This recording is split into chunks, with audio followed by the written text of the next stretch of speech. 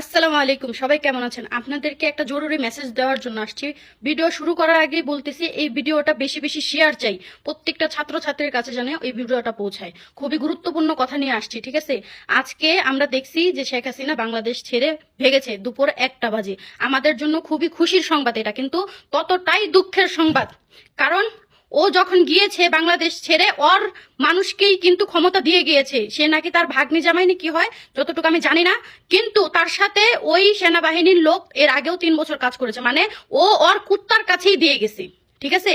ও ওর মানুষের কাছেই ক্ষমতা দিয়ে গেছে। তোমাদের ছাত্র ছাত্রীদেরকে একটা অনুরোধ জানাচ্ছি, বোন আমার, ভাইয়েরা আমার, বোনেরা আমার, যুদ্ধ যখন করেছো, দেশ স্বাধীন না করে তোমরা মাঠ থেকে উঠবে না। তোমাদেরকে হাজারবার আমি অনুরোধ করতেছি, আমরা যেমন বিদেশ থেকে রিমিটেন্স যোদ্ধারা যুদ্ধ করতেছি তোমাদেরকে স্বাধীনতা দেওয়ার জন্য, তোমরাও একটু চেষ্টা করো। এত দূর এগিয়েছো, এত দূর, আমরা যেহেতু অশিক্ষিত আমাদেরকে বলেই দিছে, শেষমেশ মূর্খর মতো কাজ করো না আমার বোন আমার, ভাই আমার। মাঠ থেকে উঠো না, যে পর্যন্ত আমরা যোগ্য সরকার না পাইতেছি, যোগ্য একজন নেত্রী না পাইতেছি যে ওই শেখ হাসিনার চেয়ারে বসছে, ওই পর্যন্ত মাঠ থেকে উঠবা না। খোদার কসম করে বলতেছি, এখন যদি সেনাবাহিনীদের কথা শুনে নিজেদেরকে গুটিয়ে নাও, নিজেদেরকে গুটিয়ে নিয়ে ঘরে ফিরে যাও, খোদার কসম খুঁজে খুঁজে মারবে, খুঁজে খুঁজে মারবে। যেই পুলিশের কাছে আমরা সেফ না, যেই পুলিশরা প্রত্যেকটা মায়ের বুক খালি করছে, যেই পুলিশরা আজকে আমাদের ভাইদের বুকে গুলি করছে, যে আমার বোনদের বুকে গুলি করছে, এত রক্তারক্তি ঘটাইছে, সেই সেনাবাহিনীর কথায় আমরা কিভাবে ঘরে ফিরে যাব? ঘরে ফিরে যাওয়া যাবে না, মানে যাবেই না।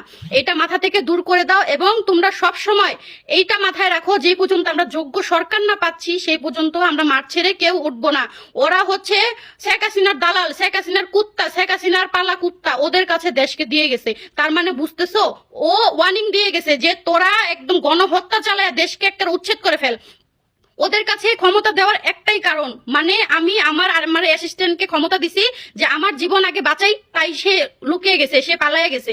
আবার যদি আমাদেরকে দেশে ফিরিয়ে দেয়, বারবার তো আর মানুষ রাস্তায় বের হবে না, বারবার তো এই যুদ্ধ করবে না, বারবার তো মাদের বুক খালি করবে না, বারবার তো রক্তে রক্ত তো করবে না, তাই না?